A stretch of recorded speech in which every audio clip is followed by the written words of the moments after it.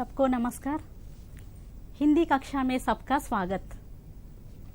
बच्चों, 7वीं कक्षा से लेकर 10वीं कक्षा तक के किताबों में तरह तरह के पाठ होते हैं ना। कविता के पाठ होते हैं, कहानी के पाठ होते हैं, निबंध के पाठ होते हैं, पत्र लेखन के पाठ होते हैं, साक्षात्कार के पाठ भी होते हैं। सच्चा दोस्त कैसा पाठ है? एक कहानी पाठ है। प्यारा गाँव कैसा पाठ है? संवाद पाठ है। लोकगीत कैसा पाठ है? निबंध पाठ है। धरती के सवाल अंतरिक्ष के जवाब कैसा पाठ है? साक्षात्कार का पाठ है। दिल्ली से पत्र कैसा पाठ है? पत्र लेखन पाठ है। इसमें कविता, कहानी, संवाद, पत्र लेखन, साक्षात्कार, ये पूरे क्या है? आज हमारा विषय है विदाएं। परीक्षा प्रश्न पत्र में विदाओं से संबंधित 3 प्रश्न दिए जाते हैं। विदाओं से संबंधित कितने प्रश्न दिए जाते हैं? 3 प्रश्न दिए जाते हैं। ये 3 प्रश्नों में से 2 प्रश्नों का उत्तर लिखना पड़ता है। 3 प्रश्नों में 2 प्रश्नों का उत्तर लिखना पड़ता है। एक एक प्रश्न के लिए 5 अंक दिए जाते हैं। एक एक प्रश्न के लिए 5 अंक दिए जाते हैं। कुल मिलाकर 10 अंकों के लिए इस विदा से संबंधित प्रश्न पूछे जाते हैं। 10 अंकों के लिए इस विदा से संबंधित प्रश्न पूछे जाते हैं।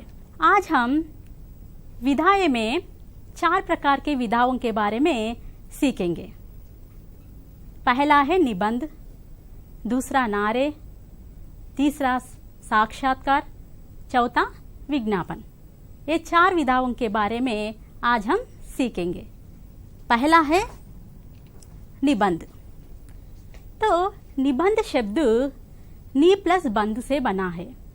निबंध शब्द नी प्लस बंध से बना है, जिसका अर्थ है अच्छी तरह से बांधना।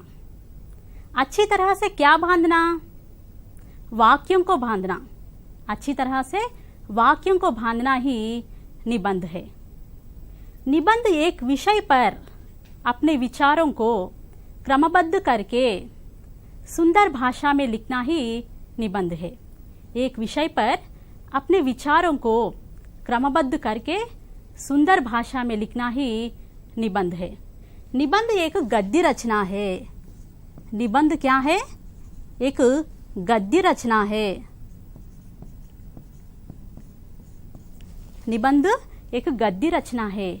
निबंध लिखते समय हम मुख्य रूप से ये बातें ध्यान में रख लेना कि शुद्ध वर्तनी में निबंध लिखना चाहिए। उसके साथ साथ वाक्य क्रम सही क्रम में होना चाहिए। वाक्य सही क्रम में लिखना चाहिए। वाक्य सही क्रम में लिखने से हम उस वाक्य का भाव अच्छी तरह से समझ सकते हैं। इसलिए शुद्ध वर्तनी पर, वाक्य क्रम पर ध्यान देकर हम निबंध लिखना चाहिए। तो निबंध कितने प्रकार के होते हैं? निबंध 4 प्रकार के होते हैं। निबंध कितने प्रकार के होते हैं? 4 प्रकार के होते हैं। पहला है वर्णनात्मक निबंध, दूसरा है विवरणात्मक निबंध, तीसरा है विचारात्मक निबंध, चौथा है भावात्मक निबंध। हम पहले वर्णनात्मक निबंध को देखेंगे।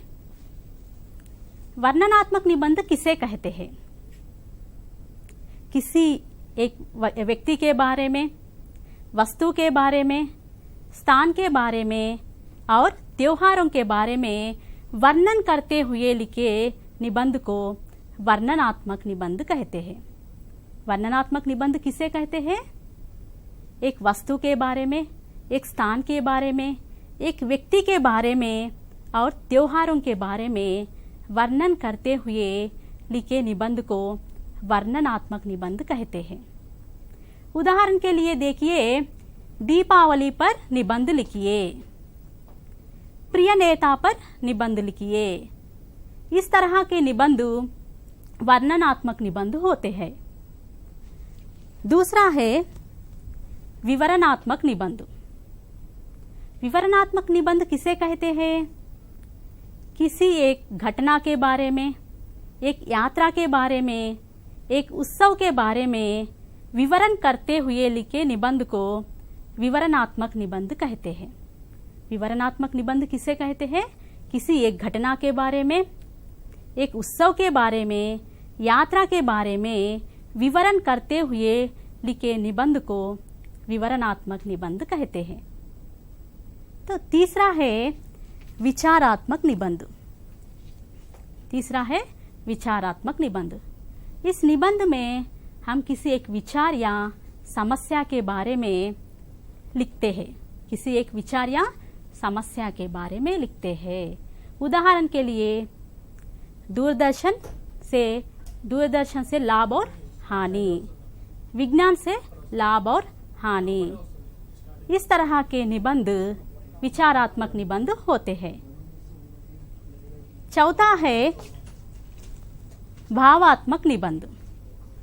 भावात्मक निबंध में मुख्य रूप से भाव प्रदान होता है। भावात्मक निबंध में मुख्य रूप से भाव प्रदान होता है। इसमें सदाचार, परोपकार, देश प्रेम, राष्ट्रभाषा हिंदी आदि के बारे में लिखे गए निबंध को भावात्मक निबंध कहते हैं। हम अब 4 प्रकार के निबंधों के बारे में देखे हैं। तो इसमें एक निबंध के बारे में हम विषय कहाँ से प्राप्त करते हैं? एक निबंध लिखने के लिए उससे संबंधित जानकारी हमें कहाँ से प्राप्त करते हैं? पुस्तकालय से प्राप्त करते हैं ना। हर पाठशाला में क्या होता है? हर पाठशाला में पुस्तकालय होता है। पुस्तकालय में तरह तरह के पुस्तकें होते हैं। पुस्तकालय में तरह तरह के पुस्तकें होते हैं। तो हम पुस्तकालय में बैठकर पुस्तकें पढ़ने से हमारा मानसिक विकास होता है, कल्पना शक्ति बढ़ती है, शब्द भंडार में भी वृद्धि होती है। इसलिए हम पुस्तकालय में बैठकर पुस्तकें पढ़ना चाहिए और नए नए विषयों के बारे में जानकारी भी प्राप्त होती है। पाठशाला पुस्तकालय के साथ साथ कक्षा पुस्तकालय का होना भी जरूरी है। पाठशाला पुस्तकालय के साथ साथ कक्षा पुस्तकालय का होना भी जरूरी है, क्योंकि कक्षा में छात्र अपने अवकाश मिलने पर अपनी मनपसंद पुस्तक लेकर पढ़ते हैं। इससे छात्रों में कल्पना शक्ति बढ़ती है और किसी एक विषय पर सरलता से वे उस विषय के बारे में लिख सकते हैं। इस प्रकार पाठशाला पुस्तकालय के साथ साथ कक्षा पुस्तकालय का होना भी जरूरी है। निबंध के अंग देखेंगे। निबंध के अंग मुख्य रूप से 4 प्रकार के होते हैं। निबंध के अंग कितने प्रकार के होते हैं? 4 प्रकार के होते हैं। एक है शीर्षक, दूसरा है प्रस्तावना, तीसरा है विषय विश्लेषण, चौथा है उपसंहार। निबंध के अंग कितने हैं? 4 है। पहला है शीर्षक, दूसरा है प्रस्तावना, तीसरा है विषय विश्लेषण, चौथा है उपसंहार। तो निबंध के 4 अंग देखे हैं। एक निबंध लिखने के लिए हम इस 4 अंगों में बांटकर निबंध लिखना चाहिए। निबंध को हम 4 अंगों में बांटकर लिखना चाहिए। शीर्षक, हम किस विषय के बारे में निबंध लिख रहे हैं उस विषय का नाम लिखना चाहिए। शीर्षक में विषय का नाम लिखते हैं। शीर्षक में विषय का नाम लिखते हैं। शीर्षक का नाम लिखते हैं।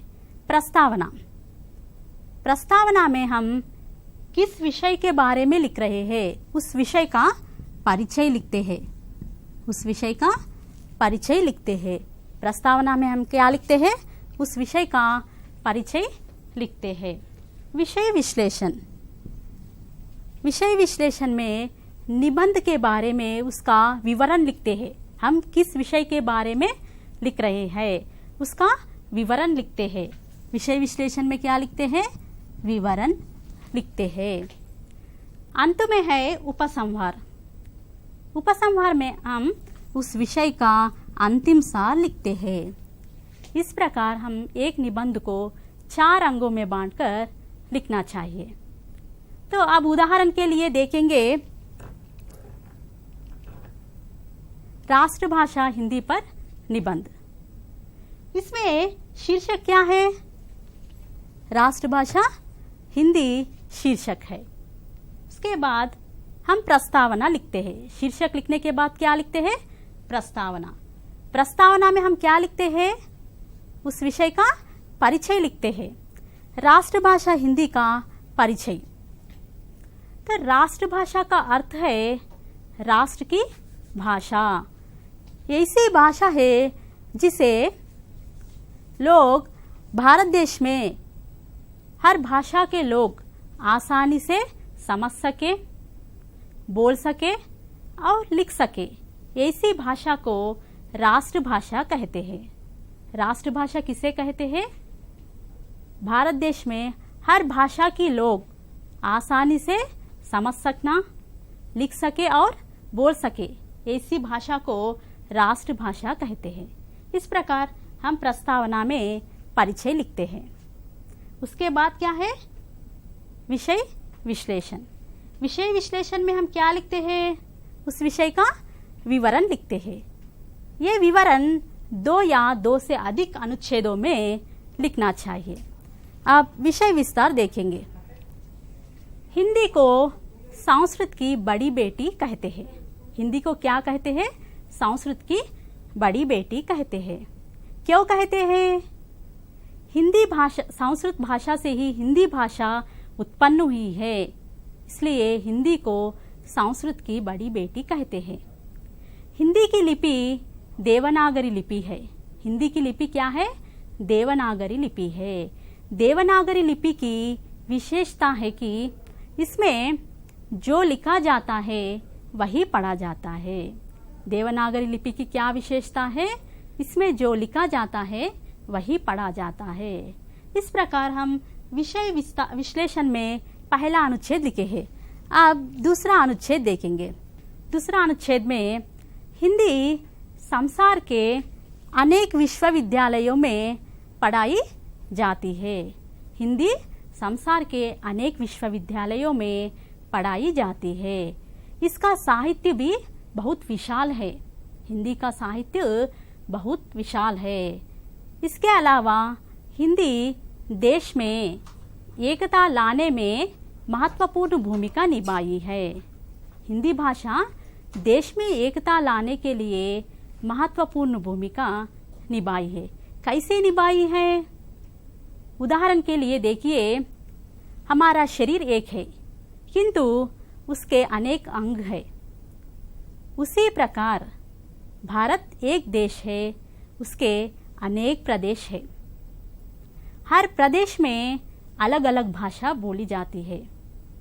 जैसे तेलंगाना में तेलुगु, कर्नाटका में कन्नड़ा, महाराष्ट्र में मराठी, तमिलनाडु में तमिल। इस प्रकार हर प्रदेश में अलग अलग भाषा बोली जाती है। हर प्रदेश के लोग आपस में बातचीत करने के लिए एक भाषा की आवश्यकता है। हर प्रदेश के लोग आपस में बातचीत करने के लिए एक भाषा की आवश्यकता है। यह काम हिंदी कर सकती है क्योंकि हिंदी को जानने वाले भारत में सबसे अधिक है। हिंदी को जानने वाले भारत में सबसे अधिक है। इसलिए हिंदी ने देश में एकता लाने के लिए महत्वपूर्ण भूमिका निभाई है। इस प्रकार देश में एकता लाने में हिंदी महत्वपूर्ण भूमिका निभाई है। इस तरह हम विषय विश्लेषण में उस विषय का विवरण 2 अनुच्छेदों में लिखे हैं। अंत में है उपसंहार। देखिए उपसंहार में क्या लिखते हैं? उस विषय का सार अंत में लिखते हैं।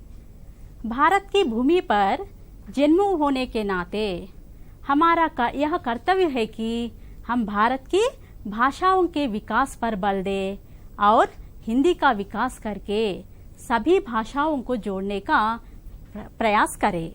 इस तरह हम उपसंहार में उस विषय का अंतिम सार लिखते हैं। इस प्रकार एक निबंध को हम 4 अंगों में बांटकर लिखना चाहिए। एक निबंध को कितने अंगों में बांटकर लिखना चाहिए? 4 अंगों में बांटकर लिखना चाहिए। इस प्रकार लिखने से हम अच्छी तरह से अंक प्राप्त कर सकते हैं। तो परीक्षा में इस निबंध से संबंधित प्रश्न इस प्रकार पूछे जा रहे हैं। स्वच्छ भारत पर निबंध लिखिए, किसी एक त्योहार पर निबंध लिखिए, पर्यावरण प्रदूषण पर निबंध लिखिए। इस तरह के प्रश्न परीक्षा में पूछे जा रहे हैं। तो अब दूसरा है नारे। दूसरा है नारे। नारे किसे कहते हैं? किसी विचार या उद्देश्य को अभिव्यक्त करने का आदर्श वाक्य या सूक्ति को नारे कहते हैं। किसी एक विषय के बारे में अपने विचारों को या उद्देश्य को अभिव्यक्त करने का आदर्श वाक्य या सूक्ति को नारे कहते हैं। आदर्श वाक्य या सूक्ति को नारे कहते हैं। नारे भारत देश में आजादी से पहले से ही प्रचलित थे। आजादी से पहले से ही भारत देश में नारे प्रचलित थे। आजादी से पहले भारत देश अंग्रेजों के अधीन में था। जब अंग्रेजों ने 200 वर्षों तक भारत देश का पालन किए, हमारे भारतवासियों को अनेक कठिनाइयों का सामना करना पड़ा।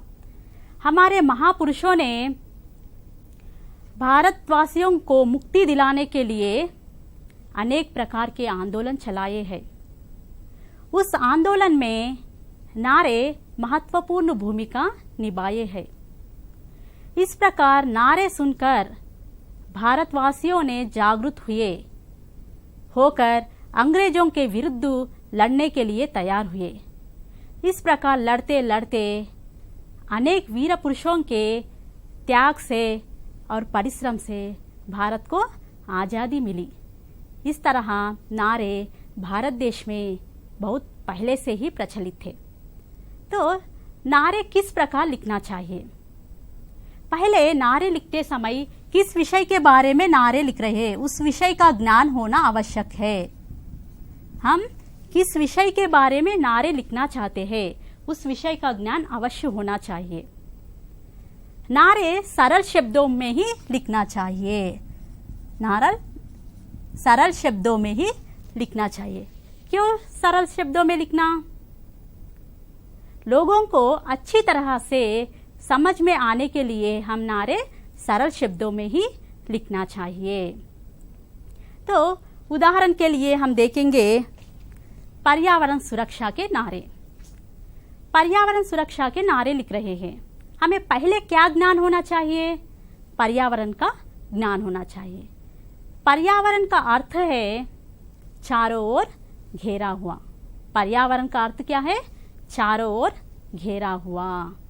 हमारे शरीर में की जाने वाली हर प्रतिक्रिया पर्यावरण से संबंध रखती है। हमारे शरीर में की जाने वाली हर प्रतिक्रिया पर्यावरण से संबंध रखती है। देखो, पर्यावरण से ही हम सांस लेते हैं। शुद्ध जल, भोजन भी पर्यावरण से ही पाते हैं। इस प्रकार पर्यावरण हमारा रक्षा कवच है। हम पर्यावरण पर आधारित है, इसलिए पर्यावरण को सुरक्षित रखना हम सबका कर्तव्य है। अब देखेंगे नारे किस प्रकार लिखना चाहिए। देखिए, पेड़ लगाए जीवन बचाए। पेड़ लगाए जीवन बचाए।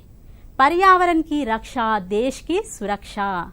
पर्यावरण की रक्षा देश की सुरक्षा।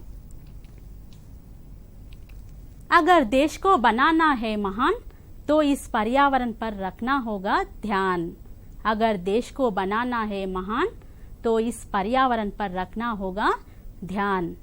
यदि आप पर्यावरण को बचाएंगे, फिर यही पर्यावरण अपने जीवन को जीने योग्य बनाएंगे। यदि आप पर्यावरण को बचाएंगे, यही पर्यावरण अपने जीवन को जीने योग्य बनाएंगे। इस धरा को हरा बनाए, पर्यावरण दिवस सब मिलकर मनाए। इस धरा को हरा बनाए, पर्यावरण दिवस सब मिलकर मनाए। चारों तरफ हरे पेड़ लगाए, पेड़ लगाकर पर्यावरण दिवस मनाए। चारों तरफ हरे पेड़ लगाए, पेड़ लगाकर पर्यावरण दिवस मनाए।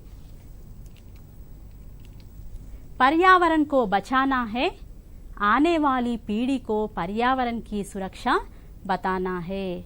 पर्यावरण को बचाना है, आने वाली पीढ़ी को पर्यावरण की सुरक्षा बताना है। बच्चों को भी दे यह शिक्षा, पर्यावरण की कैसे करे रक्षा। बच्चों को भी दे यह शिक्षा, पर्यावरण की कैसे करे रक्षा। बिना पर्यावरण है सब बेकार, इसकी रक्षा में रहो हमेशा तैयार। बिना पर्यावरण है सब बेकार, इसकी रक्षा में रहो हमेशा तैयार। बीमारी को दूर भगाना है, पर्यावरण को सुरक्षित बनाना है। बीमारी को दूर भगाना है, पर्यावरण को सुरक्षित बनाना है। इस तरह हम नारे लिखना चाहिए, परीक्षा में इस तरह लिखना चाहिए। तो पर्यावरण से संबंधित मैं एक छोटी सी कहानी बताती हूँ। प्रस्तुत परिस्थितियों में कोरोना वायरस एक महामारी की तरह फैली हुई है, जिससे लोग क्या कर रहे हैं, अपने अपने घर में रहने लगे। तो उसी तरह एक छोटा परिवार था, उसमें माता पिता, दो छोटे बच्चे, दादाजी रहते थे। तो पिता ने अपना लैपटॉप लेकर एक कमरे में बैठकर अपना ऑफिस का कार्य कर रहा था। माता ने गुरुकुल पाठशाला की हिंदी अध्यापिका थी। इस समय टीवी में क्या आता है, ज्ञानदीक्ष कार्यक्रम आता है ना, वो कार्यक्रम देखने के लिए टीवी के सामने बैठी थी। ये दोनों बच्चे देखे अपने माता पिता अपने अपने काम पर है। ये दो बच्चे अपने दादाजी के पास जाते हैं। दादाजी एक बगीचे में आम के पेड़ के नीचे कुर्सी पर बैठकर समाचार पत्र पढ़ रहा था। जब दोनों बच्चे दादाजी के पास जाकर पूछते हैं, दादाजी हमें कहानी सुनाओ ना, कहकर पूछते हैं। दादाजी हमें कहानी सुनाओ ना, कहकर पूछते हैं। जब दादाजी ने बोलता, अच्छा तुम दोनों मेरे सामने बैठो, मैं तुम्हें मेरी बचपन की एक बात सुनाता हूँ, कहकर दादाजी बोलता। बच्चे बोलते, अच्छा दादाजी सुनाओ, कहकर बच्चे दादाजी के सामने बैठते हैं। दादाजी ने शुरू करता, जब मेरा 10वां जन्मदिन था, मेरे लिए माता पिता, मामा, चाचा सभी लोग तरह तरह उपहार लाए थे। किसी ने दिए थे खिलौने, किसी ने कपड़े दिए थे, किसी ने मिठाइयाँ लाए थे। मुझे याद है एक साइकिल भी दिया गया था, कहकर दादाजी ने बोलता। और बोलता है, सबसे विचित्र उपहार मुझे मेरा नाना जी ने दिया था। सबसे विचित्र उपहार मुझे मेरा नाना जी ने दिया था, कहकर दादाजी ने बोलता। जब तुरंत बच्चे बोलते हैं, क्या उपहार दादाजी, कहकर पूछते हैं। क्या दिए दादाजी उपहार, कहकर पूछते हैं। जब दादाजी ने बोलता, एक पौधा दिया, कहकर बोलता। जब बच्चे क्या होते हैं, निराशा हो जाते हैं। पौधा का शब्द सुनकर बच्चे निराशा हो जाते हैं। जब दादाजी ने बोलता, जिस तरह तुम लोगों ने उस उपहार को सुनकर निराशा हुए ना, उसी तरह मैं भी उस समय उपहार को देखकर निराशा हुआ था। मैंने समझा कि इसे क्या करूं लेकर, इससे मैं खेल नहीं सकता, खा नहीं सकता, क्या करना इसे लेकर सोचा। जब मेरा नाना जी ने मेरी निराशा समझकर मुझे बगीचे में ले गया, ले जाकर कहा इस पौधे को लगाओ कहा। मैंने पौधा लगाया, फिर बोला हर दिन इस पौधे को पानी डालो कहकर बोला। अच्छा कहकर मैंने हर दिन उस पौधे को पानी डालने लगा। देखते देखते पौधा पेड़ बन गया। पौधा क्या हुआ? पेड़ बन गया। जब कभी भी मैं उस पेड़ को देखता, मुझे मेरा नाना जी याद आता और मैं समझता मेरा नाना जी कितना अच्छा उपयोगी उपहार मुझे दिया है कहकर मैं सोचता। उस दिन दिए गए कपड़े, खिलौने और साइकिल है ना, वे पूरे टूट गए, फट गए, लेकिन पौधा पेड़ बनकर अभी भी मेरा साथी है कहकर दादाजी ने बच्चों से बोलता। जब बच्चे पूछते कहाँ है दादाजी वह पेड़ कहकर पूछते, जब दादाजी ने बोलता हम हर दिन उसकी छाया में बैठ रहे हैं और उसके फल खा रहे हैं, ये आम का पेड़ी जब का पौधा कहकर दादाजी ने उस पेड़ को बताता है। बच्चे उस पेड़ को देखकर बहुत प्रसन्न होते हैं और कहते हैं दादाजी हमें भी हमारे जन्मदिन पर आप इसी तरह पौधा ही उपहार के रूप में दीजिए, हम भी इस पौधे को क्या करते, पेड़ बनाते हैं कहकर बच्चे बोलते हैं। इस कहानी से आपको क्या समझ में आया, क्या शिक्षा मिलती है? हमारे जन्मदिन पर कई तरह तरह के उपहार दिए जाते हैं ना, तो वे पूरे कुछ समय तक ही हमारे साथ रहते हैं, बाद में वे टूट जाते हैं, फट जाते हैं, लेकिन पौधा पेड़ बनकर हमेशा हमारा साथ ही रहता है। इसलिए हम हर जन्मदिन पर पौधा लगाना चाहिए। तो कहानी अच्छी लगी है ना? देखिए, नारे से संबंधित प्रश्न परीक्षा में इस प्रकार पूछे जा रहे हैं। सड़क सुरक्षा पर नारे लिखिए, जल संरक्षण पर नारे लिखिए। सड़क सुरक्षा पर नारे लिखिए, जल संरक्षण पर नारे लिखिए। इस तरह के प्रश्न परीक्षा में पूछे जा रहे हैं। अब तीसरा है साक्षात्कार।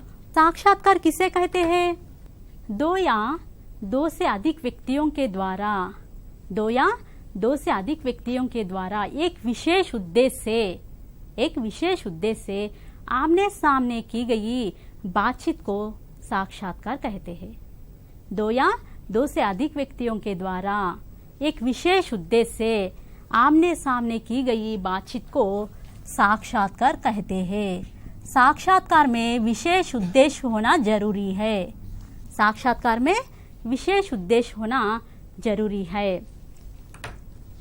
तो साक्षात्कार एक प्रश्नोत्तर होता है। साक्षात्कार में व्यक्तिगत जानकारी प्राप्त करने वाले प्रश्न भी होना चाहिए, विषयगत जानकारी प्राप्त करने वाले प्रश्न भी होना चाहिए। प्रश्नों में क्रमबद्धता होनी चाहिए। हम एक नौकरी पाने के लिए भी साक्षात्कार होता है। हम जब लिखित परीक्षा उत्तीर्ण होने के बाद मौखिक परीक्षा के रूप में साक्षात्कार लिया जाता है। तो लिखित परीक्षा और मौखिक परीक्षा उत्तीर्ण होने के बाद ही हम नौकरी पा सकते हैं। इस प्रकार साक्षात्कार ने विविध विभागों में अपनी महत्वपूर्ण भूमिका निभा रहा है। तो देखिए, उदाहरण के लिए हम सबसे परिचित है मालावत पूर्णा से किया गया साक्षात्कार देखेंगे। राम ने मालावत पूर्णा से साक्षात्कार किया है। परीक्षा में साक्षात्कार किस प्रकार लिखना चाहिए हम देखेंगे। राम ने पूछा, अपने आरंभिक जीवन के बारे में बताइए। राम ने पूर्णा से पूछा है, अपने आरंभिक जीवन के बारे में बताइए। पूर्णा ने बोल रही है, मेरा जन्म तेलंगाना के निजामाबाद जिले के पकल गांव में हुआ। माता का नाम लक्ष्मी, पिता का नाम देवदास। इस प्रकार पूर्णा ने अपने आरंभिक जीवन के बारे में बताई है। दूसरा प्रश्न है, राम ने पूछा, आपके माता पिता क्या काम करते हैं? आपके माता पिता क्या काम करते हैं? पूर्णा बोली, मेरे माता पिता किसान हैं। पूर्णा क्या बोली? मेरे माता पिता किसान हैं। राम फिर एक प्रश्न पूछा, आप कितने साल की उम्र में माउंट एवरेस्ट पर चढ़ी थी? कितने साल की उम्र में माउंट एवरेस्ट पर चढ़ी थी? पूर्णा ने जवाब दी, 13 वर्ष की उम्र में। कितने वर्ष की उम्र में चढ़ी है? 13 वर्ष के उम्र में। देखिए, छोटी उम्र में ही कमाल कर दी है ना। फिर राम पूछा, अपने किनके प्रोत्साहन से आप माउंट एवरेस्ट पर चढ़ी थी? किनकी प्रोत्साहन से आप माउंट एवरेस्ट पर चढ़ी थी? पूर्णा ने जवाब दी, पिता ने काफी प्रोत्साहन किया। पिता ने काफी प्रोत्साहन किया और जाने के लिए अनुमति दिया। माँ ने रोने लगी, बाद में माँ भी जाने के लिए अनुमति दे दी। राम फिर एक प्रश्न पूछा, आप अपना आदर्श किसे मानती है? पूर्णा ने जवाब दी, मैं हमारे कार्यदर्शी प्रवीण कुमार सर को आदर्श मानने में गर्व अनुभव करती हूँ। पूर्णा ने किसे आदर्श मानती है? अपने कार्यदर्शी प्रवीण कुमार सर को आदर्श मानने में गर्व अनुभव करती है। कहते, राम, लड़कियों को आप क्या संदेश देना चाहती है? लड़कियों को आप क्या संदेश देना चाहती है? पूर्णा ने जवाब दी, लड़कियों से मैं यही कहना चाहती हूँ कि मेहनत करे और लक्ष्य प्राप्त करने तक रुके नहीं। मेहनत करे, लक्ष्य प्राप्त करने तक रुके नहीं। इस प्रकार पूर्णा ने लड़कियों को संदेश दी है। इस प्रकार हम परीक्षा में निबंध इस तरह लिखना चाहिए। इसमें व्यक्तिगत जानकारी प्राप्त करने वाले प्रश्न भी है, विषयगत जानकारी प्राप्त करने वाले प्रश्न भी है। पहले 2 प्रश्न क्या है? व्यक्तिगत जानकारी प्राप्त करने वाले प्रश्न है। बाकी के 4 प्रश्न विषयगत जानकारी प्राप्त करने वाले प्रश्न है। परीक्षा में निबंध संबंधित प्रश्न इस तरह पूछे जाते हैं। किसी एक महान व्यक्ति का साक्षात्कार लिखिए। किसी एक महान व्यक्ति का साक्षात्कार लिखिए। किसी एक खिलाड़ी का साक्षात्कार लिखिए। इस तरह के प्रश्न परीक्षा में पूछे जा रहे हैं। चौथा है विज्ञापन। चौथा है विज्ञापन किसे कहते हैं? विज्ञापन शब्द वी प्लस ज्ञापन 2 शब्दों से बना है।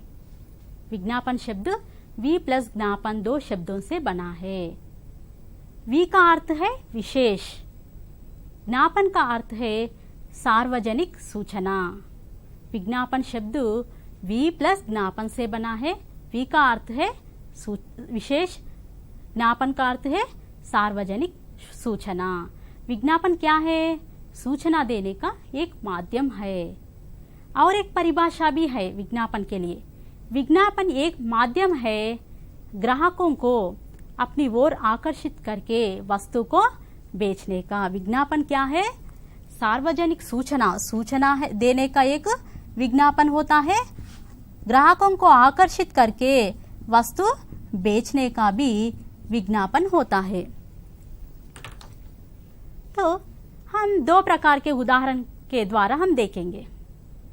पहला है जनता को सूचना देने का विज्ञापन। जनता को सूचना देने का विज्ञापन किस प्रकार तैयार करना चाहिए देखेंगे।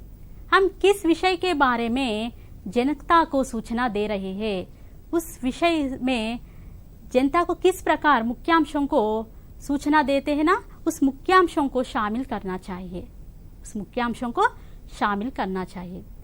हम अब उदाहरण के लिए कोरोना वायरस से बचाव पर जनता को सूचना देना, इसके लिए हम विज्ञापन किस प्रकार तैयार करना देखेंगे।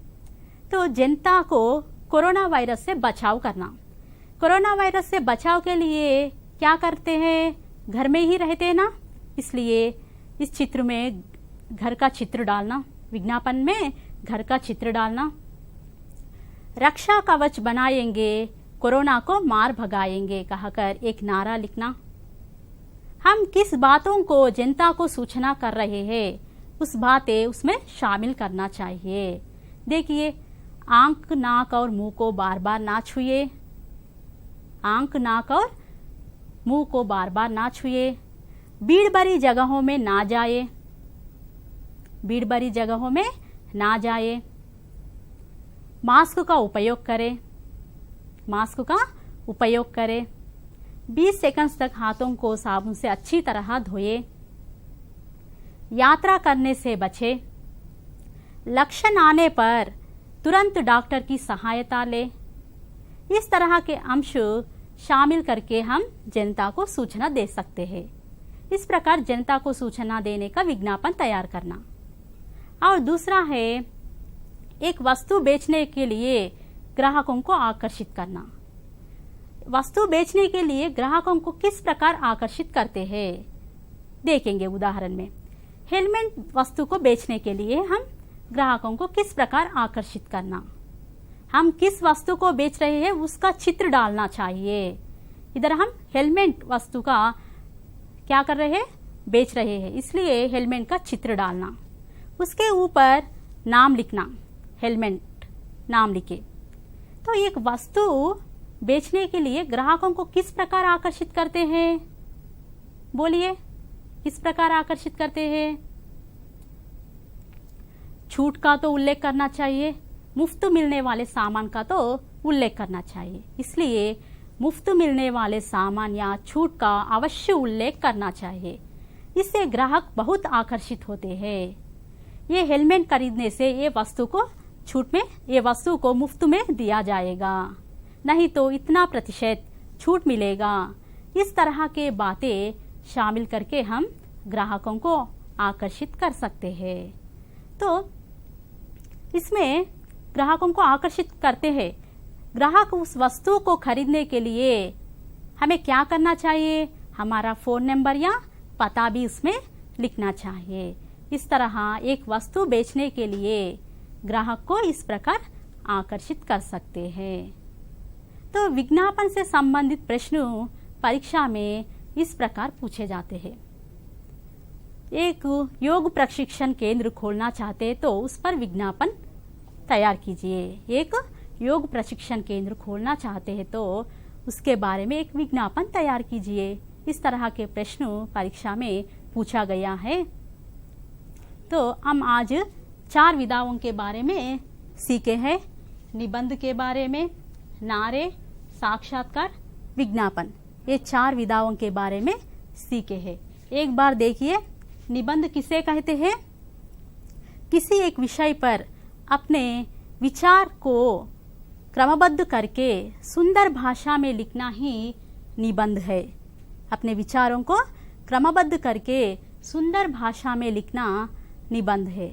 निबंध क्या है, एक गद्य रचना है। निबंध एक गद्य रचना है। मुख्य रूप से हम निबंध लिखने के लिए उस निबंध को 4 अंगों में बांटकर लिखना चाहिए। निबंध को कितने अंगों में बांटकर लिखना चाहिए, 4 अंगों में बांटकर लिखना चाहिए। पहला शीर्षक है, दूसरा प्रस्तावना, तीसरा विषय विश्लेषण, चौथा उपसंहार। शीर्षक में क्या लिखते हैं, हम किस विषय के बारे में लिख रहे हैं उस विषय का नाम लिखते हैं। प्रस्तावना में क्या लिखते हैं, उस विषय का परिचय लिखते हैं। हम किस विषय के बारे में निबंध लिख रहे हैं उस विषय का परिचय लिखते हैं। विषय विश्लेषण में उस विषय का विवरण लिखते हैं। हम किस विषय के बारे में लिख रहे हैं उसका विवरण लिखते हैं। ये विवरण 2 या 2 से अधिक अनुच्छेदों में होना चाहिए। अंत में उपसंहार। उपसंहार में क्या लिखते हैं? उसका सार अंत में लिखते हैं, उस विषय का सार अंत में लिखते हैं। इस प्रकार निबंध लिखते हैं। दूसरा है नारे। नारे किसे कहते हैं? किसी विषय पर विचारों को अभिव्यक्त करने का आदर्श वाक्य या सूक्ति को नारे कहते हैं। किसी एक विषय पर अपने विचार या उद्देश्य को अभिव्यक्त करने का आदर्श वाक्य को नारे कहते हैं। तो नारे लिखने के लिए हम पहला किस विषय पर नारे लिख रहे हैं उस विषय का ज्ञान होना जरूरी है। हम किस विषय के बारे में नारे लिख रहे हैं उस विषय का ज्ञान अवश्य होना चाहिए। नारे लिखते समय सरल शब्दों का ही प्रयोग करना चाहिए। सरल शब्द ही क्यों प्रयोग करते हैं?